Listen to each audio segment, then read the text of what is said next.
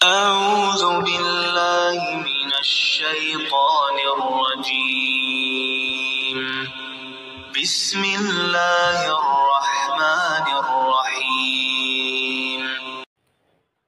رافضی نبی صلی اللہ علیہ وآلہ وسلم کے دور میں لڑی گئی تمام جنگوں کا اکیلا ہیرو علی رضی اللہ تعالی عنہ کو کہتے ہیں۔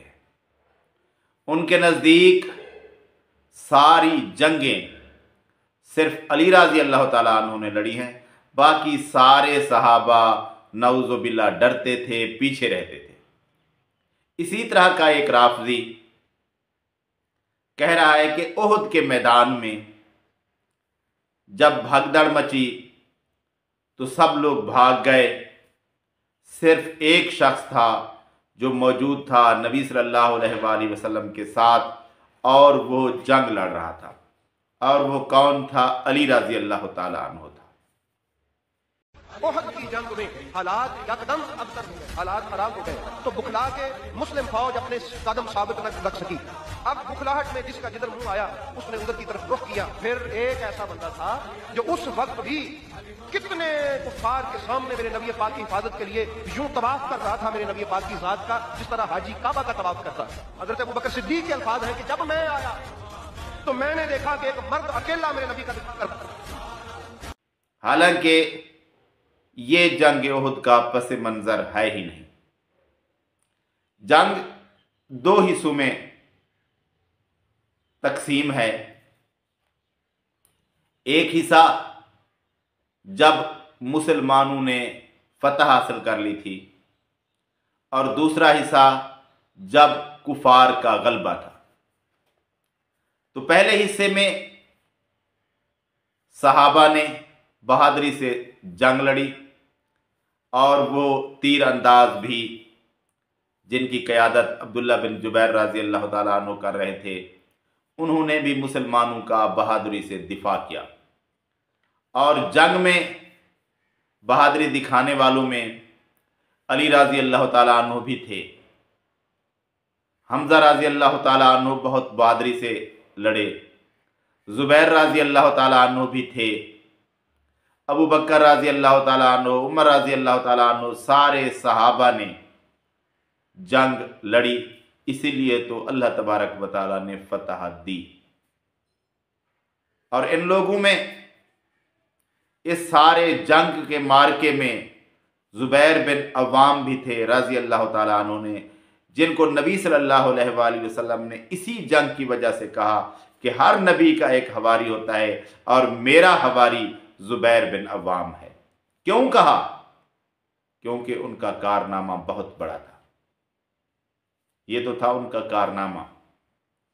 علی رضی اللہ تعالیٰ عنہ نے بھی بہت اچھی لڑائی کی، لیکن اس جنگ میں جن لوگوں نے ایسے کارنامے سر انجام دیے جن کا نام احد میں مثالی ہے، اور ان کے کارناموں کے سوا احد کا نام بھی نہیں لیا جا سکتا، ان میں 3 اشخاص تو سب سے آگے ہیں۔ اور دوسرے مارکے میں جب بھگدڑ مچی، انصاری صحابہ جو نبی صلی اللہ علیہ وآلہ وسلم کے گرد جمع تھے اور اپنی جانیں قربان کر دی نبی صلی اللہ علیہ وآلہ وسلم کی حفاظت کے لیے، کیا ان کی بہادری نہیں تھی؟ جب بھگدڑ مچ گئی تو جو چند لوگ نبی صلی اللہ علیہ وآلہ وسلم کے ساتھ تھے، ان میں انصاری صحابہ جو اپنی جانیں قربان کر گئے، موجود رہے نبی صلی اللہ علیہ وآلہ وسلم کے ساتھ، ان کا نام بھی بھلایا نہیں جا سکتا، شہادت کے رتبے پر فیض ہو۔ لیکن میں 3 اشخاص کا نام لوں گا جن کا غزوہ احد کے اندر سب سے بڑا کارنامہ ہے۔ ایک ابو طلحہ رضی اللہ تعالیٰ عنہ نے، جنہوں نے جانثاری دکھائی، ہر طرح دفاع کیا، نبی صلی اللہ علیہ وآلہ وسلم کے آگے تیر کھائے، لڑتے رہے۔ ان کا نام اس جنگ میں، ابو طلحہ کا نام بہت ہی اہم ہے، انہوں نے بہت ہی بہادری سے مقابلہ کیا۔ اور دوسرا اس جنگ کا خاص کردار ابو دجانہ رضی اللہ تعالی عنہ، جو کہ کافروں کی صفوں کو چیرتے ہوئے آگے بڑھتے رہے اور کافی لوگوں کو جہنم واصل کیا۔ نبی صلی اللہ علیہ وآلہ وسلم نے اپنی خصوصی تلوار بھی انہیں دی اور اس سے انہوں نے جنگ کی۔ غزوہ احد کے اندر بہادری میں ابو دجانہ کا نام بہت آگے ہے۔ سمجھ لیں اگر مارکے کو دیکھیں تو ابو دجانہ رضی اللہ تعالی عنہ کا نام سب سے آگے آتا ہے، اور اگر دفاع رسول کو دیکھیں صلی اللہ علیہ وآلہ وسلم کا نام تو ابو طلحہ رضی اللہ تعالی عنہ بہت بہادری سے ڈٹے رہے۔ اور ان میں ایک اور نام سعد بن ابی وقاص رضی اللہ تعالی عنہ، یہ ہے جنگ احد کے ہیرو۔ باقی بھی صحابہ علی رضی اللہ تعالی عنہ سمیت بہادری سے لڑے، لیکن سعد بن ابی وقاص رضی اللہ تعالی عنہ نبی صلی اللہ علیہ وآلہ وسلم تیر دیتے رہے اور وہ چلاتے رہے، نبی صلی اللہ علیہ وآلہ وسلم کے دفاع میں ڈٹے رہے۔ اس وقت موجود تھے جس وقت نبی صلی اللہ علیہ وآلہ وسلم اکیلے رہ گئے تھے چند صحابہ کے ساتھ، تو ان میں سب سے جو مشہور نام ہے وہ سعد بن ابی وقاص رضی اللہ تعالیٰ عنہ کا ہے۔ انہوں نے اتنی بہادری دکھائی، اتنے تیر چلائے، بہت ہی اچھے تیر انداز تھے کہ نبی صلی اللہ علیہ وآلہ وسلم نے کہا کہ سعد تیر چلاؤ، تجھ پر میرے ماں باپ قربان ہوں، تجھ پر میرے ماں باپ فدا ہوں۔ نبی صلی اللہ علیہ وآلہ وسلم نے یہ الفاظ صرف 2 صحابہ کے لیے کہے ہیں اپنی پوری زندگی کے اندر، کوئی ایسے نہیں کہے۔ نبی صلی اللہ علیہ وآلہ وسلم نے ان کی بہادری، ان کی جان ساری دیکھی تو پھر کہا کہ تم پر میرے ماں باپ فدا ہوں۔ ایک تو وہ شخصیت ہے زبیر بن عوام رضی اللہ تعالی عنہ کی، جن کو نبی صلی اللہ علیہ وآلہ وسلم نے غزوہ خندق، غزوہ احزاب کے موقع پر کہا تھا۔ اور ایک شخصیت ہے سعد بن ابی وقاص کی رضی اللہ تعالی عنہ، جن کو نبی صلی اللہ علیہ وآلہ وسلم غزوہ احد کے موقع پر جب وہ تیر چلا رہے تھے اس وقت کہا سعد تیر چلاؤ، تم پر میرے ماں باپ فدا ہوں۔ تو یہ لوگ تھے جنگ کے ہیرو۔ علی رضی اللہ تعالیٰ عنہ بھی جنگوں میں ہیرو ہیں، بہادری سے لڑے۔ لیکن رافضی کیا کرتے ہیں؟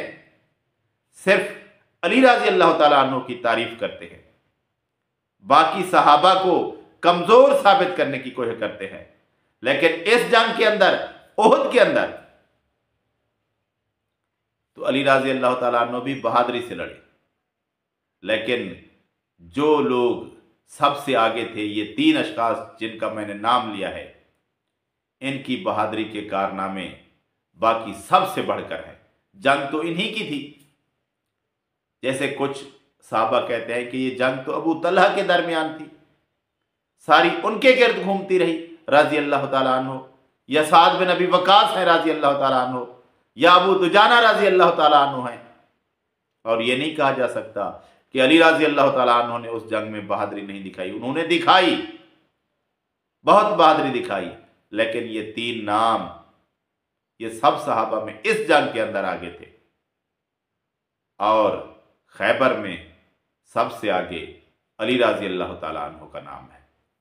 لیکن جہاں ہے سب سے آگے تو سب سے آگے ہے، لیکن یہ نہیں کہ ان کو صرف سب سے آگے رکھ کر باقی صحابہ کو کچھ مانا ہی نہ جائے، یہ نہیں ہے۔ تو احد ابو دجانہ رضی اللہ تعالیٰ عنہ کے نام ہے، ابو طلحہ رضی اللہ تعالیٰ عنہ کے نام ہے، سعد بن ابی وقاص رضی اللہ تعالیٰ عنہ کے نام ہے، اور ان کے بعد سب صحابہ کے نام ہے جنہوں نے بہادری سے، جانثاری سے یہ جنگ لڑی۔